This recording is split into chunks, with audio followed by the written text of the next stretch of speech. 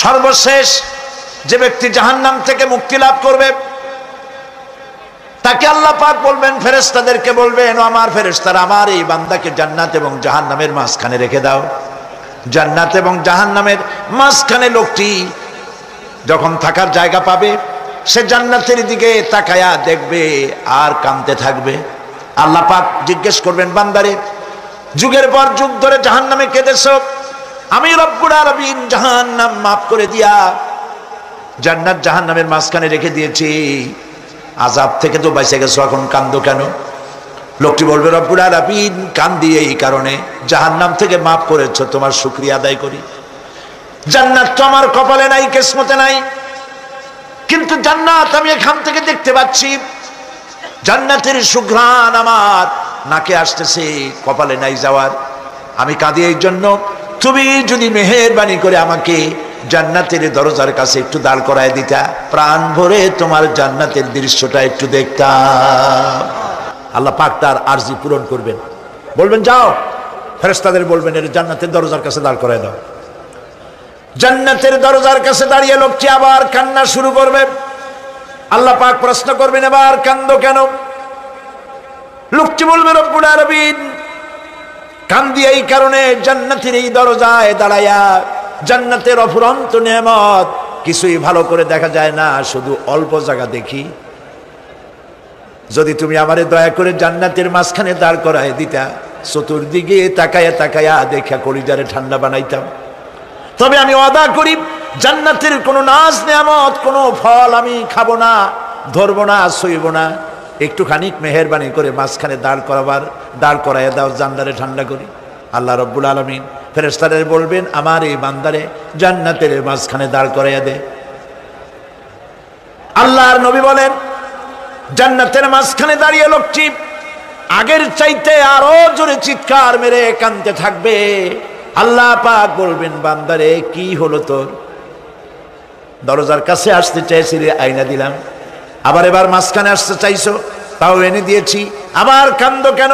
লোকটি বলবে, রব্বুল আলামিন এবার কান্দি এই জন্যে, তুমি যখন দয়া করে একটিবার জান্নাতের মাঝখানে এনে আমাকে দাঁড় করায় দিয়েছো, তুমি রহমান রহিম গফুরুর রহিম, এই জান্নাত থেকে আবার আর বাইর করে দিও না।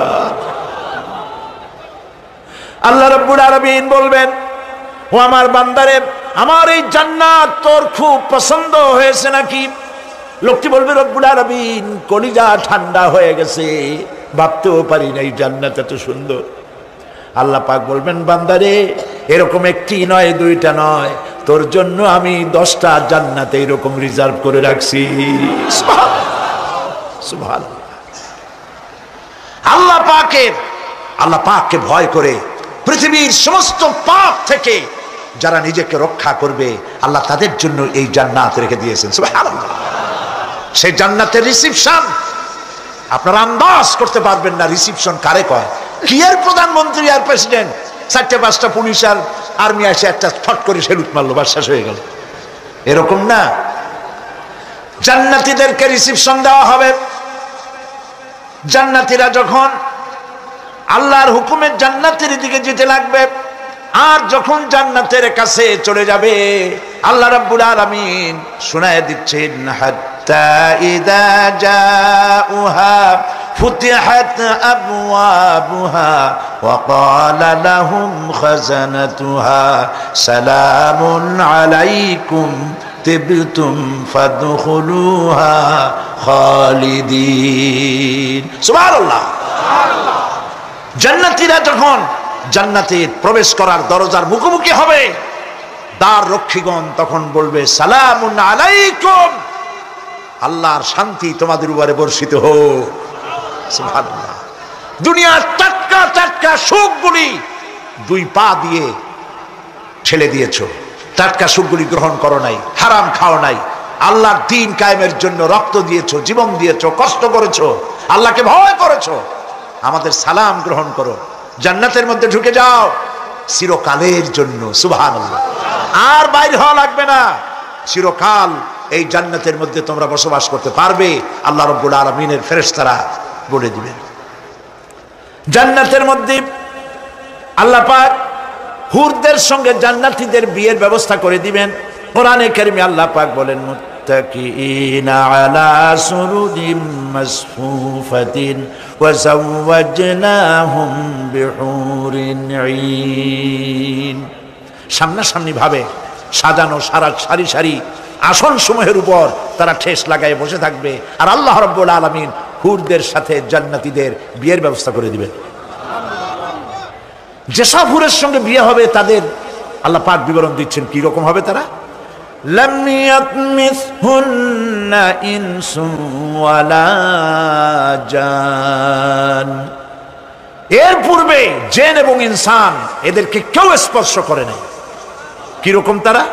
কাআন্নাহুন্নাল ইয়াকুতু ওয়াল মারজান, যেমন ঝিনুকের ভিতরে মণিমুক্তা থাকে এইভাবে আল্লাহ পাক তাদেরকে পবিত্র করে রেখে দিয়েছেন।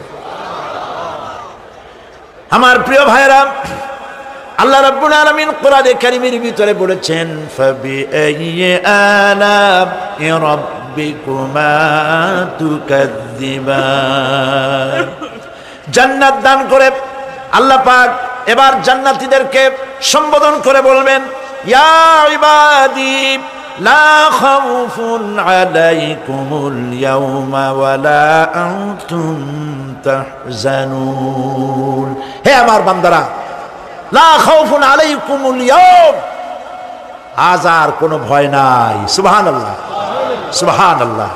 আজ আর কোনো ভয় নাই, কোনো চিন্তাও নাই, আরামে এই জান্নাতের মধ্যে বসবাস করো।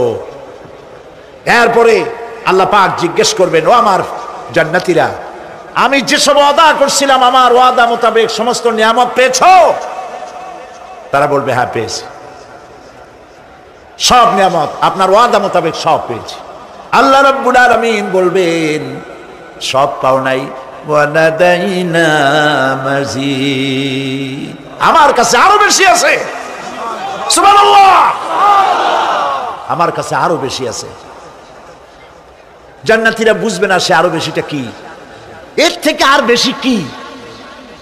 প্রিয় ভাই সব, নবী করিম সাল্লাল্লাহু আলাইহি সাল্লাম বলেছেন জান্নাতের সুখ আর শান্তি কোন চোখ নাই যা দেখেছে, যা কোন অন্তঃকরণ নাই যা কল্পনা করতে পেরেছে। এই জান্নাত মুত্তাকিদের জন্য আল্লাহ রাখছেন। সুবহানাল্লাহ। জান্নাতীরা ভাবতেও পারবে না সেই নিয়ামতগুলি কি। প্রিয় ভাই সব, সেই মুহূর্তে আল্লাহর নবী মুহাম্মদ রাসূলুল্লাহ সাল্লাল্লাহু আলাইহি ওয়াসাল্লাম বলবেন রব্বুল আলামিন, আমার উম্মতেরা জান্নাতীরা বুঝতে পারে নাই আপনার কাছে কি নিয়ামত আরো বেশি আছে। আমার এই উম্মতেরা জান্নাতীরা আপনার ওয়াদা মোতাবেক সব পেয়েছে, কিন্তু একটি জিনিস এখনো তাদের কিসমতে হয় নাই। সেই জিনিসটা হলো যারা তার রবকে না দেখে শুধু কোরআন আর হাদিসের কথা শুনে আরবের ঘুম হারাম করে তাহাজ্জুদের নামাজ আদায় করেছিল, চোখের পানি ফেলেছিল, যারা জান্নাত দেখে নাই জাহান্নাম দেখে নাই, আপনাকে ভয় করে যারা জীবন পরিচালনা করেছিল, যারা আপনাকে দেখে নাই, না দেখে শুধু কোরআন হাদিস বিশ্বাস করে যারা অকাতরে নিজেদের জীবন বিলায় দিয়েছিল, এই জান্নাতীরা এখন পর্যন্ত তার রবকে দেখতে পারে নাই। আল্লাহ রাব্বুল আলামিন তার সামনে থেকে ৭০,০০০ পর্দা সরে যাবে। আল্লাহ পাক বান্দাদের আরজি পুরা করার জন্য জান্নাতীদের সামনে তিনি জালোয়া ফরজ হবে।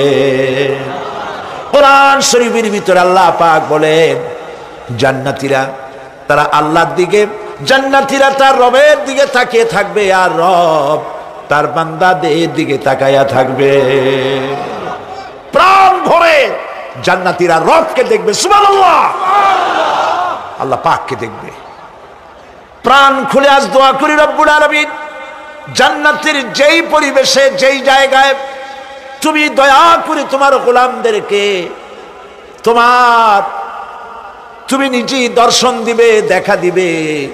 মনিব গো, ও আমাদের রব, আজ এই বিশাল জনসমুদ্র নিয়ে তোমার দরবারে আবেগ ভরা কণ্ঠে বলি, যেই অনুষ্ঠানটি তুমি এমন মুবারক অনুষ্ঠান করবে যেখানে তুমি জান্নাতীদেরকে দেখা দিবে, ওই জান্নাতের কোনো একটি, ওই অনুষ্ঠানের কোনো একটি কোনায় কানায় আমাদেরকেও দাঁড় করাইয়া দেখার তৌফিক, প্রিয় ভাই সব, আল্লাহ রাব্বুল আলামিন মানুষের সামনে এত সব নিয়ামত রেখেছেন, এই জান্নাত দান করবেন। এরপরে আল্লাহ রাব্বুল আলামিন কোরআনে কারীমের মধ্যে বলেছেন, রব্বিস সামাওয়াতি ওয়াল আরদি ওয়া মা বাইনাহুমার রাহমানি লা ইয়ামলিকুনা মিনহু খিতাবা। এসব পুরস্কার রয়েছে তোমাদের সেই রবের পক্ষ থেকে যিনি আকাশ আর জমিনের মালিক। সুবহানাল্লাহ বলবেন না? যার সামনে কথা বলার ক্ষমতা কারো হবে না। এটি একটি মারাত্মক কথা। কিয়ামতের দিন আল্লাহর দরবারে কেউ কথা বলতে পারবে না আল্লাহর নির্দেশ ছাড়া। একটি আকীদা পরিষ্কার করে নিয়ে যান আপনাদের। সে আকীদাটা এভাবে পরিষ্কার করুন, কোন পীর সাহেব, কোন খাজা বাবা, কোন মাওলানা, কোন মুহাদ্দিস, কোন বুজুর্গ আপনাকে সুপারিশ করতে পারবে না যদি না আল্লাহ পাক তাকে কথা বলার তৌফিক না দেন। মনে থাকবে এটা। আয়াতুল কুরসির ভিতরে আমরা পড়ি, মান যাল্লাযী ইয়াশফাউ ইনদাহু ইল্লা বিইজনিহি। আল্লাহ পাক বলেছেন কিয়ামতের দিন আল্লাহর দরবারে কার সাহস আছে কথা বলতে পারে? মান যাল্লাযী ইয়াশফাউ ইনদাহু ইল্লা বিইজনিহি। আল্লাহর অর্ডার ছাড়া, হুকুম ছাড়া আল্লাহর সামনে কথা বলার সেদিন কেউ থাকবে না। সুবহানাল্লাহ। কেউ কথা বলতে পারবে না। সুপারিশ করতে হবে আল্লাহ যারে বলেন তুমি করো, অমুকের জন্য করো, সেই ব্যক্তি শুধু তার জন্যই করতে পারবে, আর কেউ কথা বলতে পারবে না। সেই কঠিন হাসরের ময়দান, যেদিন শুধুমাত্র আল্লাহ পাক কথা বলবেন, আর যারে বলতে বলবেন সেই কেবলমাত্র বলতে পারবে। সুপারিশ এটি আল্লাহ পাক কিয়ামতে পারমিশন দিলে বলা যাবে। হযরত ইব্রাহিম আলাইহিস সালাম কিয়ামতের দিন তার নিজের পিতা সম্পর্কে সুপারিশ করবেন, রব্বুল আলামিন আমার আব্বার জন্য সুপারিশ করতেছি, মেহেরবানি করে জাহান্নাম থেকে তারে আপনি রক্ষা করুন। আল্লাহ রব্বুল আলামিন বলবেন, ইব্রাহিম তোমার সুপারিশ মঞ্জুর হবে না। প্রিয় ভাই সব, একটু মাথা খাটান, চিন্তা করেন। উলুল আযম পয়গম্বর, জাতির পিতা। কে জাতির পিতা? চিল্লায় বলুন, কলিজা সাফ করে ফেলুন। মুসলমানদের জাতির পিতা হাফিজ হাবি কেউ হতে পারে না।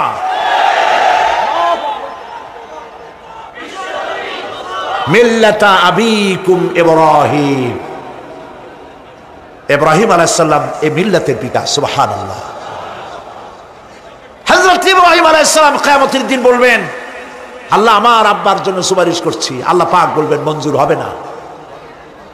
আজর তোমার পিতা হতে পারে, কিন্তু আমার খলিলকে আগুনে ফেলার জন্য নমরুদকে সে সহযোগিতা করেছে, আমি তোমার পিতাকে ক্ষমা করব না। নবী করিম সাল্লাল্লাহু আলাইহি সাল্লামকে সাহাবায়ে কেরাম জিজ্ঞেস করেছেন, হে রাসূল আপনার আব্বা এবং আম্মার অবস্থা কি হবে? নবী করিম সাল্লাল্লাহু আলাইহি সাল্লাম কেঁদে ফেলেছেন, সব বলেছেন আমি তাদের কোনো উপকারে আসব না।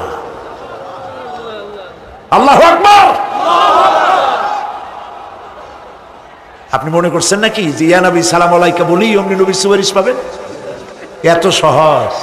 কতগুলো রসগোল্লা খাইলেন আর বড় একটা মিছিল করলেন আর অমনি চলে যাবেন? পৃথিবীর সব মানুষ, সাহাবায়ে কেরাম বাদ দেন, পৃথিবীর সমস্ত মানুষ একত্রিত হয়ে আবু তালেব রাসূলুল্লাহকে যে ভালোবেসেছেন, ওর 1000 ভাগের 1 ভাগও সারা দুনিয়ার মানুষ রাসূলুল্লাহকে ভালোবাসতে পারবে? পারবে? নিজের ছেলে আলীকে, আলী রাদিয়াল্লাহু তাআলা আনহুকে আলাদা বিছানায় শোয়াইয়া, ছোট্ট মানুষ হযরত আলী আলাদা জায়গায় রাখিয়া, মুহাম্মদুর রাসূলুল্লাহ সাল্লাল্লাহু আলাইহি ওয়াসাল্লাম এতিম মানুষ, তারে কলিজার সাথে বুকের মধ্যে আশ্রয় দিয়ে আগলে রেখেছেন বুক ভরে। সেই আবু তালেব মৃত্যুর সময় নবী করিম সাল্লাল্লাহু আলাইহি ওয়াসাল্লাম বলেছিলেন, চাচা একটি বার আমার কানে তাওহীদের কালেমা শোনায় দেন। আবু তালেব তার কিসমতে ছিল না কালেমা। মরে যাওয়ার পর একজন সাহাবী বলেছিলেন, ইয়া রাসূলুল্লাহ মৃত্যুর সময় আবু তালেবের মুখ আমি নড়তে দেখেছি, তিনি কালেমা পড়েছেন সম্ভবত, রাসূলুল্লাহ সাহেব বলেছেন, আমি শুনি নাই। এত ভালোবাসার পরেও হাদিস শরীফে এসেছে আবু তালেব জাহান্নামে যাবে। কোথায় যাবে? জাহান্নামে। সবচাইতে কম আযাব হবে কার? আবু তালেবের। কম আযাবটা কি? হাদিস শরীফে এসেছে কম আযাব হলো জাহান্নামের আগুন দিয়ে এক জোড়া জুতা তৈরি করে আবু তালেবের পায়ে পরিয়ে দেওয়া হবে। সেই জাহান্নামের আগুনের তৈরি করা জুতার তাপে আবু তালেবের মাথার ঘিলুগুলো টকবক করে বউ পড়তে লাগবে। এত ভালোবেসে যদি কিয়ামতে উপায় না হয়, আপনি ইয়া নবী সালাম আলাইকা, ইয়া রাসূল সালাম আলাইকা, আর কতগুলো জিলাপি খাইলেন, বড় একটা মিছিল করলেন।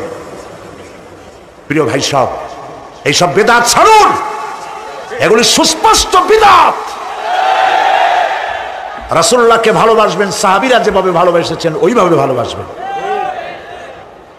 আল্লাহ রাব্বুল আলামিন বলেন, যালিকাল ইয়াউমুল হক ফামান শাআ আত্তাখাযা ইলা রাব্বিহি মাআবা। এই দিনটি অবশ্যই আসবে, সেদিনটি নিশ্চিতভাবে আসবে। আর এখন যার ইচ্ছা সে তার রবের দিকে অগ্রসর হোক। ইন্না আনজারনাকুম আযাবান করিবান ইয়াওমা ইয়ানজুরুল মার'উ মা কদ্দামাত ইয়াদাহু ওয়া ইয়াকুলুল কাফিরু ইয়া লাইতানি কুনতু তুরাবা।